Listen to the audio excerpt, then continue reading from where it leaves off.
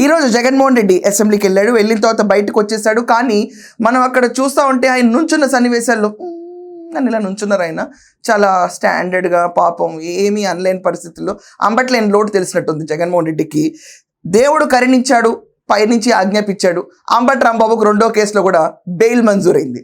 Bail మంజూరైన తర్వాత ఈ రోజు హుటాహుటిని తొందరగా జైలుకి వెళ్ళి తీసుకొచ్చే పనేం లేదు. ఆర్డర్ కాపీలు తీసుకెళ్ళాలి, అక్కడ జైలు వాళ్ళకి సబ్మిట్ చేయాలి. ఈ అంబటి రాంబాబుకి ఈ బెయిల్ వచ్చిందని చెప్పి మళ్ళీ ఒకసారి క్రాస్ చెక్ చేసుకున్న తర్వాత ఈ పులి జగన్మోహన్ రెడ్డి చెప్పిన పులి బయటకి రేపొద్దున్నే వస్తుంది అని చెప్పి న్యూస్ గట్టిగా వచ్చేసింది. It's a breaking news. Ambati రాంబాబుకి 2 కేసుల్లోనూ బెయిల్ వచ్చింది. రేపు బయటకు రావడానికి ఛాన్సెస్ 99% ఉన్నాయి.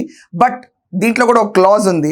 ఒకవేళ అంబటి రాంబాబు పైన ఇంకేమైనా కేసు నమోదై మళ్ళీ ఇంకో పీటీ వారెంట్ వస్తే రేపు మళ్ళీ అంబటి రాంబాబుని మొబైల్ కోర్టుకు తీసుకెళ్తారు, మళ్ళీ 14 రోజులు రిమాండ్ ఇస్తారు, మళ్ళీ బెయిల్ కోసం పోరాటం జరుగుతూనే ఉంటుంది. సో అంబటి రాంబాబు ఓడిపోయాడు,